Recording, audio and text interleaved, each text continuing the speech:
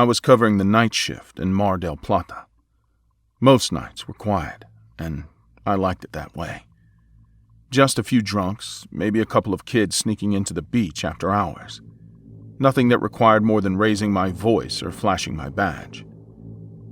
The ocean was black under the weak moonlight, and the streets behind me were dead silent. My flashlight barely lit the sand in front of me.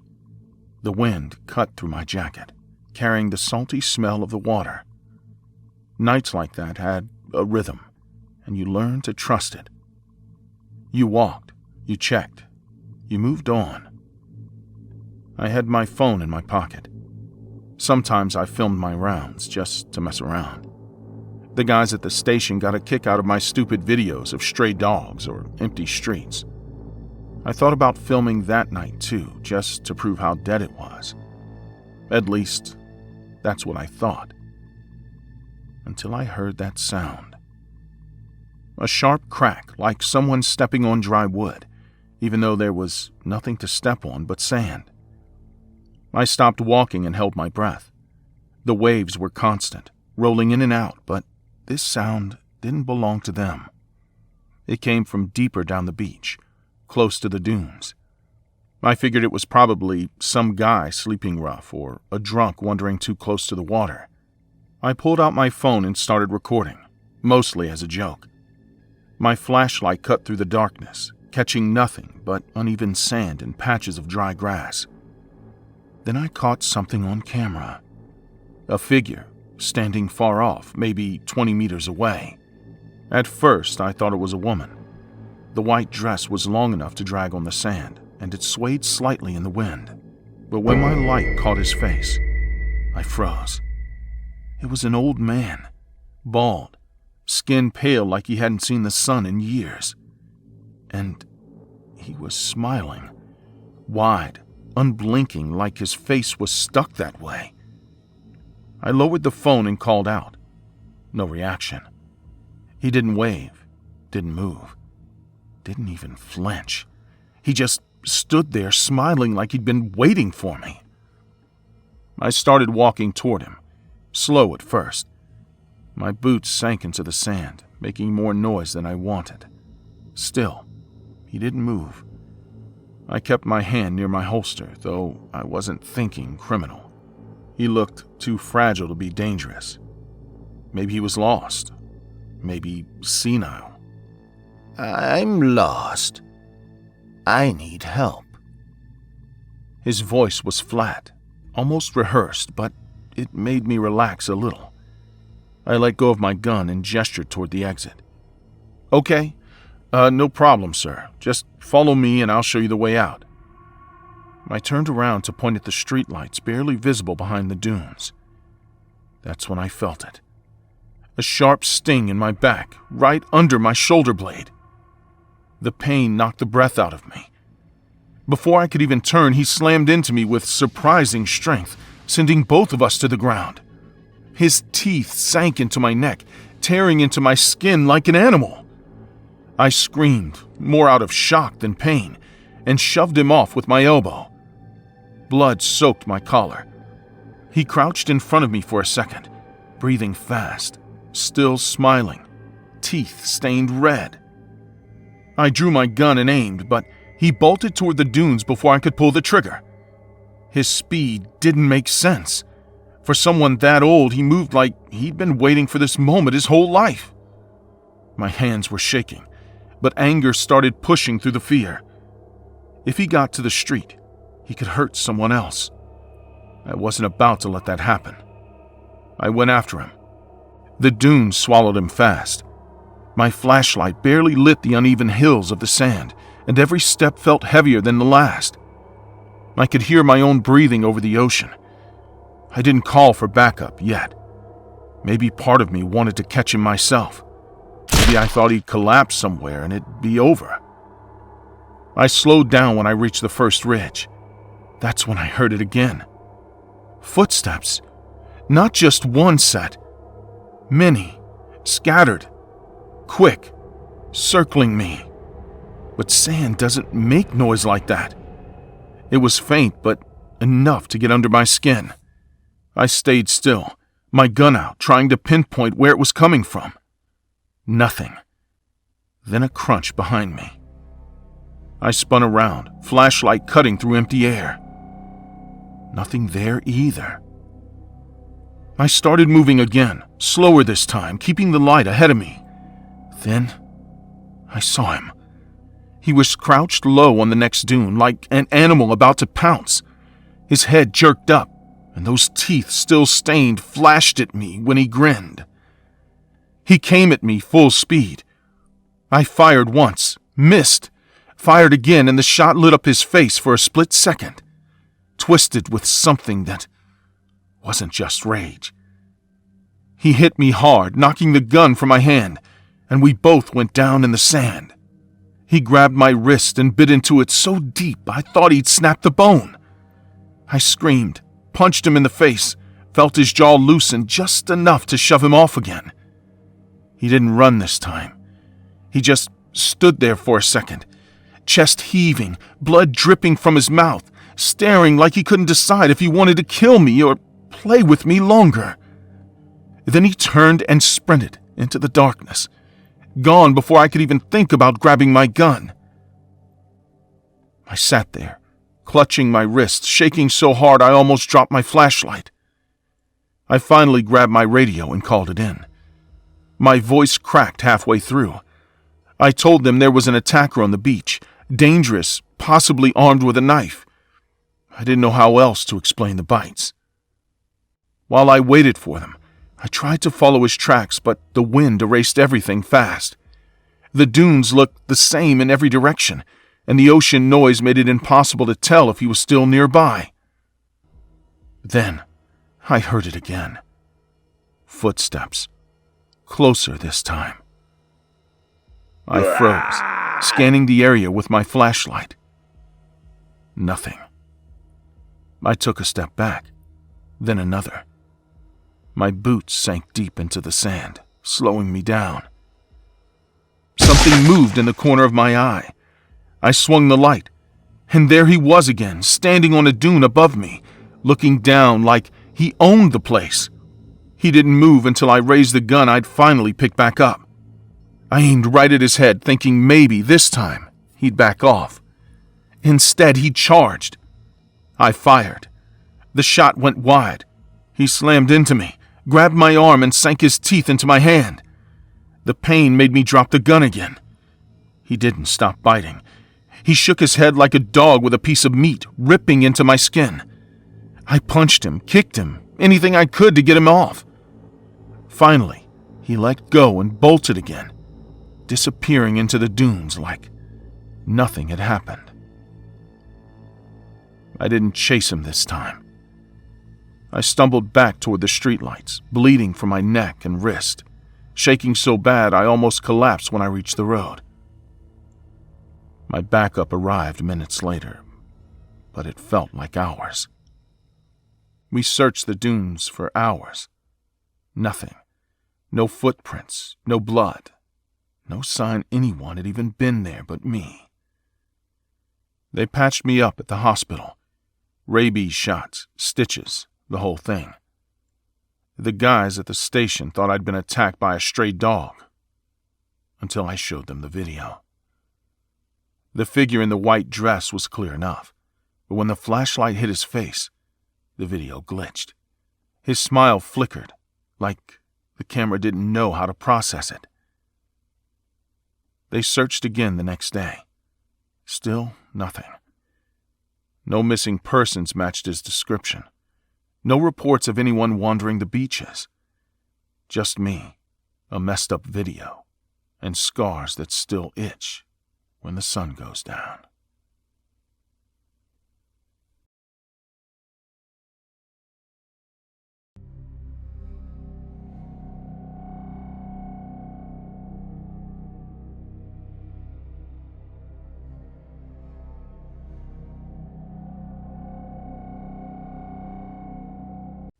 I was born in Alaska, and my whole life I've been around the water. My father fished, his father before him. I never liked the idea of being stuck in the middle of that massive lake, but money was money, and the nets filled my pockets when nothing else did. That day I went out early. The sky was gray, the kind of color that promised nothing but silence. I loaded the nets in the old cooler with bait, and I pushed the boat into the Liamna Lake. The water looked calm, but the calm on that lake is always fake. The locals talk about something under there. They call it Ely. I never cared for the stories. Old men drunk on whiskey see things, and kids like to scare each other. I thought it was all just a joke. Still, when I killed the engine and let the boat drift, there was a strange quiet. No birds, no movement on the surface, just flat water, endless and heavy. I threw the nets out, let them sink. The hours went by and nothing happened, not even a small tug. I smoked half a pack, staring at the water. Around midday, I heard something slam hard against the bottom of the boat. The wood rattled like someone had rammed it with a hammer. I froze, looking down into the water. Nothing, just blackness below.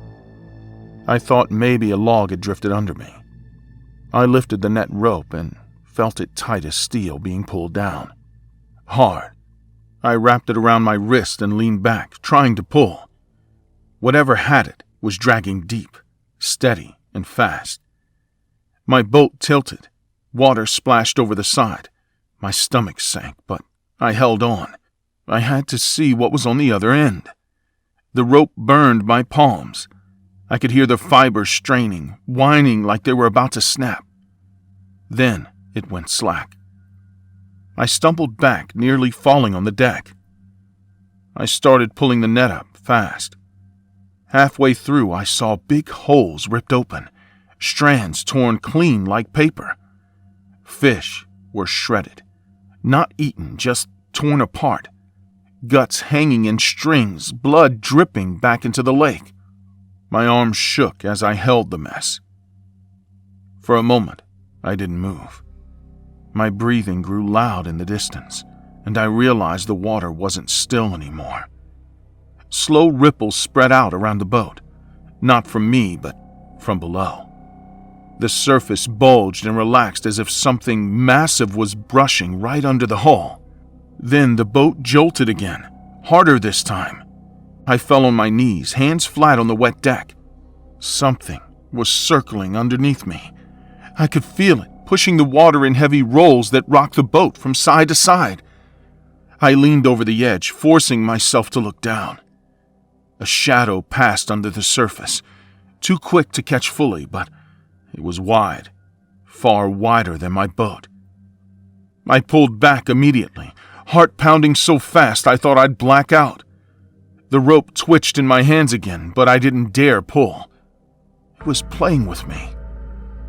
Whatever was down there wasn't just hunting.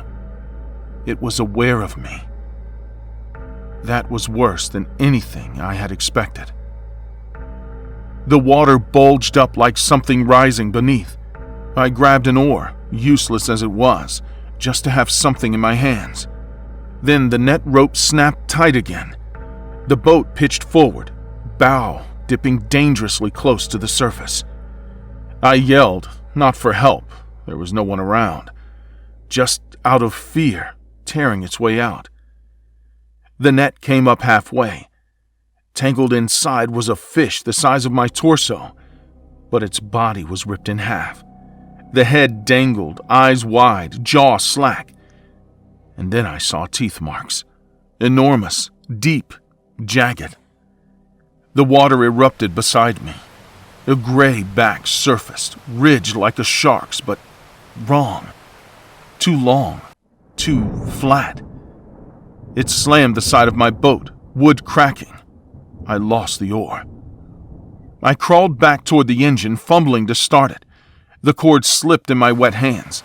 Another hit from below, and I was thrown against the side. My ribs screamed. The sound of my own panic filled my ears. The net ropes thrashed in the water, rising and sinking as if something was tugging them in every direction at once. Each pull nearly dragged the whole boat under, and I clawed at the edges, praying it wouldn't flip me over. The water churned violently, bubbles bursting on the surface as if the lake was boiling. I saw a fin slice up through the water, then vanish instantly. Its size was absurd, longer than my body, cutting the surface like a blade. I managed to pull myself up, panting, the boat rocking so wildly I thought it'd capsize. My hands shook uncontrollably, but the thing didn't stop. It wanted me exhausted. It wanted me to lose control before it finished me. The engine coughed and roared alive. I twisted the throttle, the boat jerking forward, but the line of the broken net still trailed behind me, and something pulled it again. The boat slowed, the engine whined.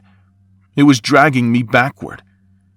I cut the rope with my knife, slicing fast, nearly cutting my own leg in a panic. The boat shot forward free, but the water didn't calm. It followed. I could hear it, heavy splashes, the surface breaking as it rose and sank, a long shape rolling behind me, too fast to escape. Then it came again. It rammed the stern so hard I hit my head on the edge of the seat. Stars burst in my vision. I felt blood trickling down. When I looked back, I saw its head break the surface, wide, blunt, with a mouth that opened sideways more than forward. Rows of teeth inside, crooked like broken glass, and small eyes, black, staring at me without blinking. I gunned the throttle, screaming at the old engine to keep alive. The boat bounced, skidding across the water. Every second I expected it to come up under me and split me in half. The sound it made cut through me. A deep, guttural roar muffled by the water, but loud enough to rattle the air. It wasn't just an animal.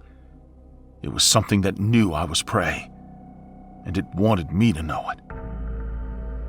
The lake became a trap. Waves from its movement slammed against the boat, pushing me toward deeper water.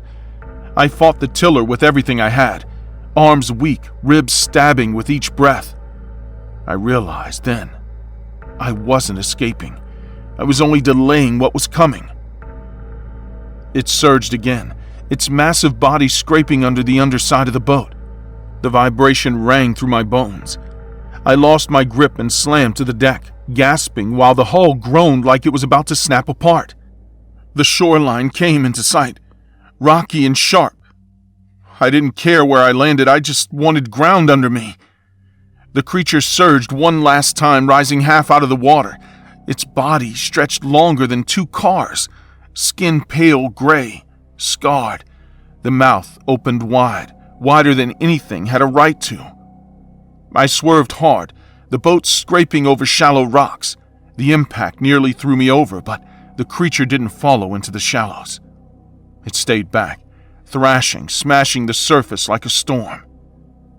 Then it sank. I dragged myself onto the rocks, coughing, bleeding, skin torn from splinters and cuts. I watched the calm return to the water, smooth as if nothing had happened. My chest heaved with every breath, my eyes locked on the still surface, waiting for it to rise again. But it didn't. Not this time. By the time I staggered back to the village, the sun was gone. I told no one at first. Who would believe me? Another drunk fisherman's tale, they'd say. But I can't get the sight of it out of my head. The black eyes, the shredded fish, the way it toyed with the boat instead of just taking me. They say Illy is a legend, something to keep kids from wandering into the lake. But I saw it. I fought it. And I barely made it out alive.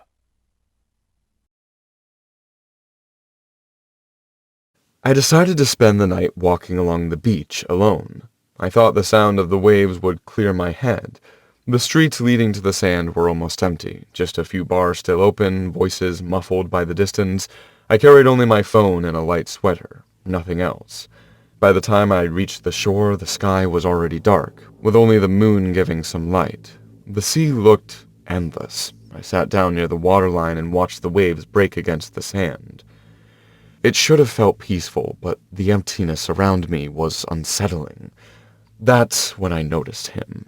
A man was walking toward me, his step slow, his eyes fixed directly on mine.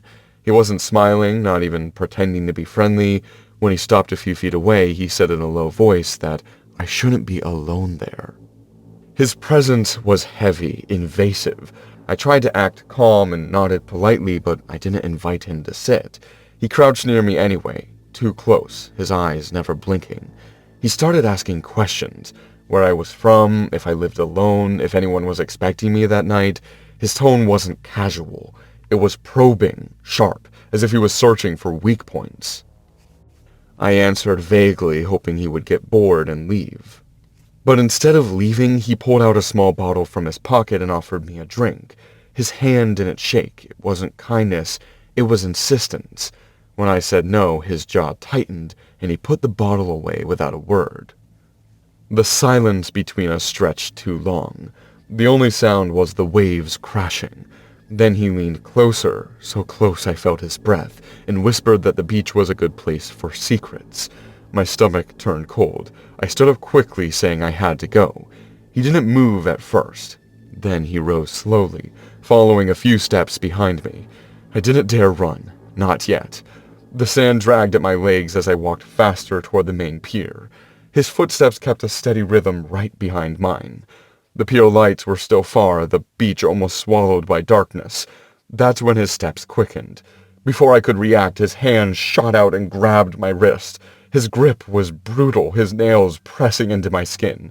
I yanked back, but he didn't let go. "Don't scream," he said, his voice flat, almost casual. His other hand reached into his jacket, and then I saw it. A box cutter, the blade already extended. The metallic reflection under the moon froze me in place. He pulled me closer, his face inches from mine, and told me to keep walking toward the rocks. My heart hammered so hard I thought I would pass out, but I forced my legs to move as he pushed me forward. Every step dug me deeper into the isolation of the beach. When we reached the rocks, he shoved me against them, the blade grazing my neck. His breathing had changed, faster now, almost excited. He whispered that no one would hear me here, that the sea would take care of everything. His words weren't shouted, they were calm, like a man stating facts. I tried to push him, but his weight crushed me back against the stone. The edge of the blade pressed harder into my skin, and I froze, the salt of the sea mixing with the sting of fear in my throat. I knew if I didn't act, I would never leave that place. I forced myself to speak, begging him to let me go, saying people were waiting for me. He shook his head slowly, almost pitying, and said nobody was coming. His hand trembled with the blade not from weakness, but from anticipation. He raised the cutter, aiming for my chest. I grabbed his arm with both hands, pushing with everything I had. The blade sliced across my palm, blood spilling warm and sticky, but I didn't let go. He pressed harder, his face twisted in determination, his teeth clenched so tight I thought they might crack. I kneed him in the stomach, hard. He grunted, loosening his grip, and I shoved him just enough to stumble away from the rocks. I tried to run, but he caught my hair from behind, yanking me backward so violently I fell to the sand. He dragged me across the ground, the blade swinging wildly near my face. The sand filled my mouth and nose as I crawled at the ground, desperate for something to hold on to. He leaned over me, whispering that it would be quick, that he knew how to make bodies disappear. The cold certainty in his voice broke something inside me. Desperation took control. I grabbed a fistful of sand and threw it in his eyes. He cursed, blinking furiously, and loosened his grip. I kicked upward, catching his chin, and scrambled to my feet. My hand dripped blood, my knees burned, but I ran. His footsteps thundered behind me, fast, furious. He shouted my name now. I didn't know how he knew it, maybe from earlier questions, but hearing it in his voice was like a knife cutting through the night. I sprinted toward the pier, but the beach felt endless. He gained on me. I could hear his breathing, ragged but strong, just a step behind. Then I tripped over a piece of driftwood, crashing hard into the sand. Pain shot through my ribs. Before I could get up, he was on me again, his weight crushing me down. The blade hovered above my face. He laughed this time, low and hollow. saying nobody would even notice one more body in the sea. His words weren't a threat anymore, they were a promise. I thrashed wildly, kicking, punching, anything to create distance. My foot connected with his knee and he let out a guttural roar. It was enough for me to shove him aside and crawl away. My vision blurred with tears, sweat, and blood, but I forced myself back to my feet and kept running. I reached the pier screaming, my voice raw and broken. A group of people turned, their faces blurring in my panic. They ran toward me, and only then did I dare look back. The beach behind was empty. The man was gone, swallowed by the dark. The crowd surrounded me, voices overlapping, hands trying to steady me. My bleeding hand dripped onto the wooden planks. Someone called the police. I could barely breathe, but I managed to explain between sobs what had happened, pointing toward the rocks. The police arrived quickly, searched the beach, but he wasn't there. They said he must have escaped into the streets. I sat, trembling, wrapped in a blanket someone gave me, watching the dark stretch of sand where it had almost ended. Later at the station, an officer showed me a photo. My stomach twisted. It was him. He wasn't Mark, he had another name. A man wanted for murder, a fugitive. He had killed his ex-girlfriend, dismembered her, and thrown her into the sea. And tonight he had almost done the same to me. I left the coast before sunrise. The sea, once calm and endless, was now a graveyard in my eyes. Every wave sounded like the last breath I could have taken. I couldn't step on the sand without feeling his grip on my skin. People later told me I was lucky. I didn't feel lucky. I felt hollow, like my body had escaped, but my mind was still trapped under his weight, with the blade glinting above me. Survival didn't feel like victory. It felt like a wound that would never close. This story is based on the crime of Leonel Herrera, a Colombian man prosecuted in Spain for the brutal murder of his ex-partner Natalia in late 2022. He admitted the crime. Some parts of her body were later discovered on the Marbella beach in January 2023, leading to his arrest. The prosecution is seeking 25 years in prison for aggravated murder, plus additional time for violating the restraining order. Natalia was a 46-year-old nurse who had moved from Cali, Colombia, to Spain 5 years earlier to provide a better life and pay for her son's education. She was described as humble and hardworking, but her relationship with Leonel quickly turned violent. After months of abuse and a formal complaint in December 2022, a restraining order was issued, but it failed to protect her. Days later, she was killed. Her family remembers her as a woman who came to Spain chasing hope, only to fall victim to the man she tried to escape.